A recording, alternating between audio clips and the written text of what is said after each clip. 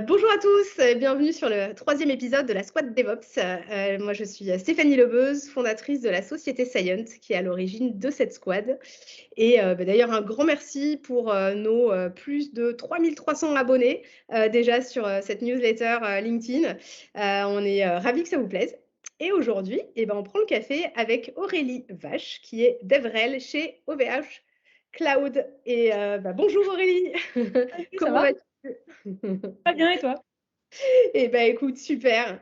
Ce que je te propose, parce que je trouve que tu as un parcours assez riche, tu as une personnalité assez incroyable. Tu es bègue et tu n'as pas forcément, à la base, pu faire les études que tu voulais. Et en Ouais. plus, tu es une femme, donc tu es dans un monde voilà, où j'imagine que tu as dû te battre et pas mal de followers sur différents canaux. Je te propose peut-être de te présenter rapidement. Enfin, très bien, ça marche. Donc, en gros, je m'appelle Aurélie Vache. Je suis DevRel chez OVH Cloud et j'habite à Toulouse. Je suis, en gros, dans le Dev et l'Ops depuis plus de 16 ans, en fait. En gros, on va dire, donc, j'ai pas mal de cordes, en fait, à mon arc, en fait, et qui m'ont permis, du coup, d'avoir des reconnaissances comme être GDE, donc c'est Google Developer Expert dans les technologies du cloud. Je suis CNCF ambassadeur et aussi Docker Captain. Sinon, je suis une des leaders de l'association du CHES France. Donc en gros, c'est une association de femmes dans la tech. Et j'organise des confs, j'écris des articles et je suis speaker et sketch noteuse. Voilà. Super, hyper riche. Et du coup, voilà, comment tu peux nous expliquer justement peut-être ton parcours? Je pense que le rôle de dev, déjà, c'est pas évident pour toutes les femmes, donc bravo. Et en plus, comment tu passes de dev à RelDev? Et qu'est-ce que c'est un RelDev? Je pense que tout a commencé en 2004. J'ai créé mon premier blog. il y a quelques années déjà, en fait. Je ne suis pas un génie. D'ailleurs, en fait, j'ai que un bac plus 3 en développement d'applications. Donc, en gros, j'ai un bac SCT, un BTS en informatique de gestion avec option, on va dire, développeur d'applications. Et comme je voulais faire en fait un bac plus 5 à Toulouse, mais qu'on m'a refusé car je bégayais, alors j'ai bifurqué, tant bien que mal, vers un bac plus 3. Donc, du coup, voilà. Okay. Et le 2 janvier 2006, j'ai commencé en développeuse Java, J2EE, dans la téléphonie mobile. Je suis restée 11 ans et demi dans l'entreprise. J'ai fait du dev, de l'ops, du front, du back, de la data, même on va dire de la big data et du DevOps. Avant qu'on crée ce terme, en fait, il y a du coup quelques années, et je réparais même l'Internet. Donc en gros, on va dire pas mal de on va dire, choses très différentes. Ouais. Mais pourquoi? Parce que quand ton entreprise a un ou deux licenciements économiques et qu'on passe d'une équipe de dev, une équipe de support, une etc., à deux, moi et le CTO, cela te force en fait à tout gérer du coup. Ok. Super. C'est pas Bah, mal. et on va dire que en parallèle, j'ai découvert lors d'un Devox France. En gros, c'est une des plus grosses confs de France en fait. Et Ouais, c'est pour ceux qui connaissent pas, c'est voilà, Devox, Devox, DEVXX. Ouais. c'est ça. Et en gros, mon boss était à Devox France. Donc en gros, moi, je me consolais en regardant Twitter en fait.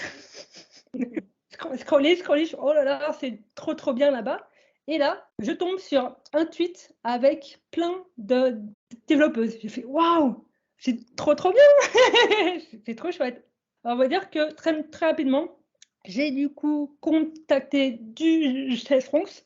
J'ai proposé de faire des articles du coup sur le blog et de fil en aiguille, je me suis occupée du blog et elles m'ont demandé après en fait d'être dans la core team et bah, c'est on va dire là que on va dire que mon aventure communautaire elle a commencé en fait. Donc en 2014 ou 2015, j'ai bah, du coup euh, présenté l'association à des événements et je me suis, on va dire, lancée pour faire un talk technique sur Google BigQuery, donc une technologie que à l'époque on utilisait.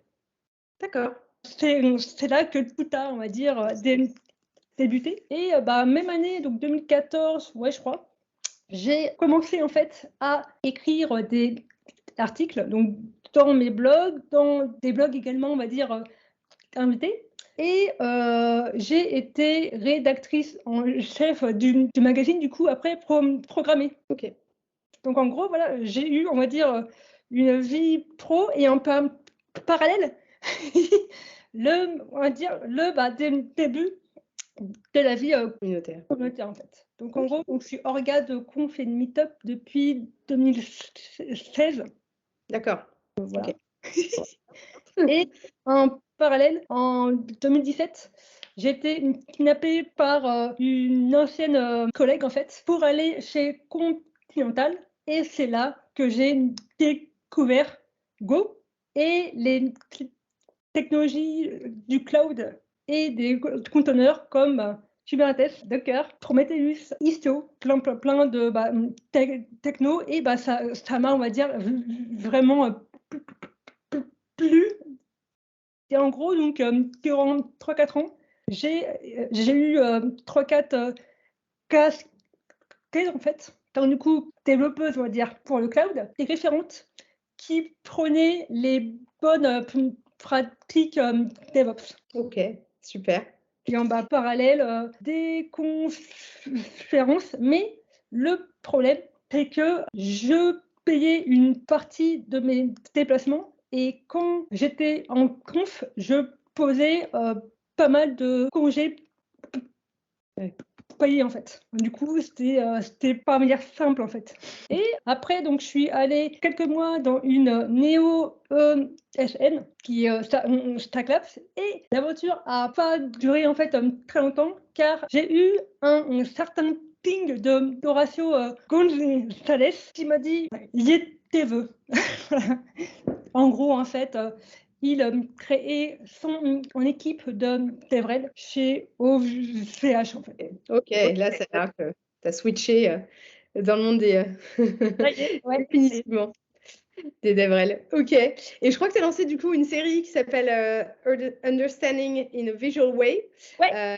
Est-ce que tu peux nous en dire plus voilà, sur cette série et ce qui t'a motivé et puis ce que ça t'apporte? C'est simple. Pendant le premier confinement, je me suis mise, on va dire, dans mon lit. J'ai pris ma tablette et je me suis demandé en fait comment tu te représenterais un pod. C'est un des concepts de Kubernetes. Et là, je me suis mise à gribouiller une Pokéball. Donc moi, un pod, c'est une Pokéball et voilà. Et bah j'ai, on va dire, fait du coup 2 Pokéball en fait et 2 ou 3 phrases associées qui résumaient du coup le concept. Et là, je les ai mis sur Twitter. Okay. Et j'ai eu, on va dire, la surprise que, qu'on me dise, c'est trop cool en fait. Et trop bien, parce que avec une illustration et on va dire 3-4 mots, tu as résumé le truc. Ah, c'est chouette. C'est trop bien. Depuis mars 2020, je cache-note quasi tous les soirs en fait du coup. C'est on va dire très long du coup, mais c'est trop bien.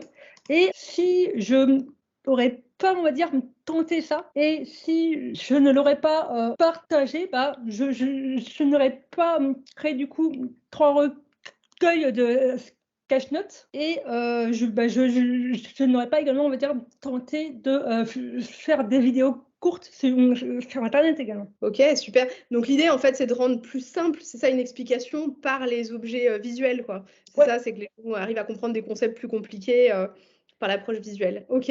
Et du coup, effectivement, j'imagine que c'est compliqué, mais alors comment tu t'y prends? Voilà, les idées te viennent naturellement, tu y réfléchis beaucoup, voilà, comment tu... Alors en gros, en fait, je ne dirais pas que c'est très, très compliqué, mais que ça prend du temps. Ça, c'est clair et net. En gros, en fait, moi, j'aime travailler du coup par étapes. En premier, c'est je me fais une liste en fait de tous les concepts que j'aimerais parler. Ok, check. Et je les commence par ordre de feeling.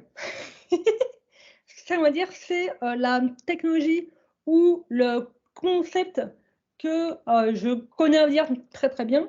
Et plus je connais du coup, on va dire, un concept, plus c'est simple de l'illustrer et de trouver 3-4 phrases pour expliquer en fait.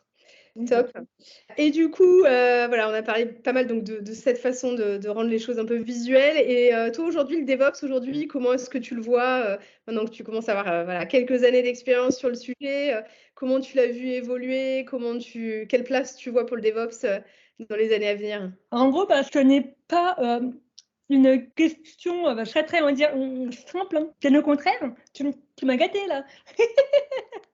Mais pour moi, ce qui est très important déjà, c'est que le DevOps, ce n'est pas un métier en fait. C'est une culture. Et on va dire que moi, ce que j'aime dans le DevOps, ce sont les principes. On casse les stylos en fait. Tu n'as plus les devs d'un côté, mais off de l'autre, c'est tout le monde travaille dans le même sens avec on va dire même du coup objectif, développer des applications et les mettre en production et les maintenir en fait et que ça soit automatisable et opérable pour tout le monde.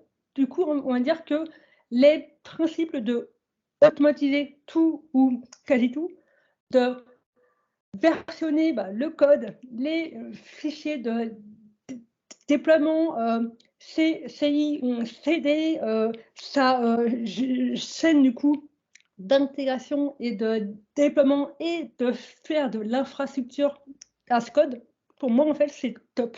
C'est très important de faire ça. Ok, super. Et du coup, ouais, justement, est-ce que tu as des conseils, des petits tips à donner pour ceux qui voudraient se lancer dans le DevOps et voilà, qui aujourd'hui se disent waouh, c'est un autre monde? Alors, en gros, allez-y par étapes parce que, alors oui, il y a tant à découvrir, tant à explorer, à tester. Il y a une jungle de tooling en fait. C'est inimaginable, mais si vous y allez, on va dire, par envie, si vous n'utilisez pas, on va dire, une technologie parce qu'elle est hype, mais parce qu'elle répond à vos besoins et que vos équipes, cela va matcher avec elle. Alors là, pour moi en tout cas, c'est le bon, on va dire, sens. C'est très important, donc allez-y étape par étape. Prenez le temps de découvrir les technologies, les concepts. Il n'y a pas en fait, à mon avis, de baguette magique, de outil qui va révolutionner tout. C'est le contraire en fait. Donc du coup, pour moi, au contraire, utiliser certains outils qui ne sont, on va dire, pas du coup adaptés à vos équipes, à vos contextes, à vos besoins, risque d'apporter du coup, on va dire, plus de problèmes que de solutions. Donc, ne pas faire, on va dire, de overdose et ne pas du coup utiliser un outil parce qu'il est hype, mais renseignez-vous plus, on va dire, en amont sur le contexte, l'équipe et les besoins. Peut-être un dernier mot, si ça va, sur toi, ou peut-être un message d'encouragement pour, voilà, pour, Ça marche. la communauté? Ouais, et ben, ne baissez pas les bras en fait et oser tenter des choses et être vous-même. Bon, bah, super. Bah, écoute, merci beaucoup, Aurélie, pour ton partage. Puis merci à tous de nous avoir écoutés. Voilà, pensez à vous abonner pour ne pas rater la prochaine interview de la Squad DevOps. Et puis, n'hésitez pas, évidemment, à nous dire ce que vous en pensez, sur mon post LinkedIn. Voilà. Merci encore, Aurélie. Bye À bye, bientôt. merci beaucoup.